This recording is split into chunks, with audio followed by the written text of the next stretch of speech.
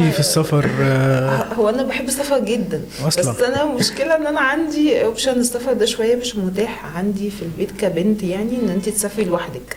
وطبعا هم في نفس الوقت في البيت سفرهم محدود تقيل. أوي. انت عارف الام والاب حركتهم بتبقى تقيله. فانا بحب السفر قوي قوي، وكان نفسي يبقى عندي فرصة ان options انا اسافر. المتاحة لي ان انا اسافر. يعني انا نفسي جدا اروح دهب. اكيد رحتها طبعا.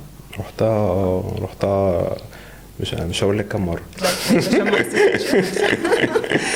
نفسي قوي قوي اروح الاقصر واسوان. انت ما رحتيش الفيوم حتى صح؟ لا الفيوم رحتها، لا مش أوكي، الدرجه ماشي. دي، لا رحت معاهم برضه معاهم في البيت. رحت الفيوم وعملت تزحلق على فكره. حلو، حاجه ماشي. حلوه اهو.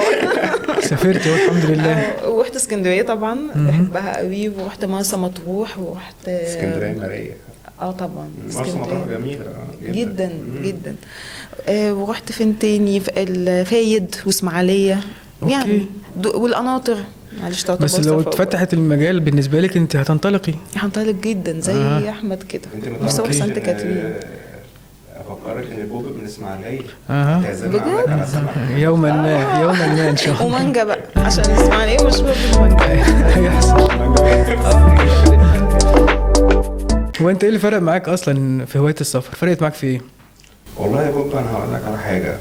انا اول ما اشتغلت في 2008 قعدت سنتين في القاهره، وبعدين نقلت من شركتي رحت شركه تانية. اول ما رحت بسم الله الرحمن الرحيم كده مش انت بتكلمني على السي في، قالوا لي انت هتروح راس شقير او هتروح مش عارف البحر الاحمر حاجه زي كده. فانا ما اعرفش ايه، ما اعرفش المكان. سافر يلا نسافر. ما عنديش قلت اخد التجربه، لان حاجه بالنسبه لي اول مره في حياتي. انا ما عنديش اوبشن قبل كده للسفر، فابتديت اسافر كشغل. ده رقم واحد. وبعدين واحده واحده من خلال السفر ابتديت اتجه ان انا ابقى اسافر بعد كده مع اصحابي لو في امكانيه، وابتدي استكشف، اعمل استكشاف لاماكن جديده، لتجارب جديده. يعني في السفر 7 فوائد.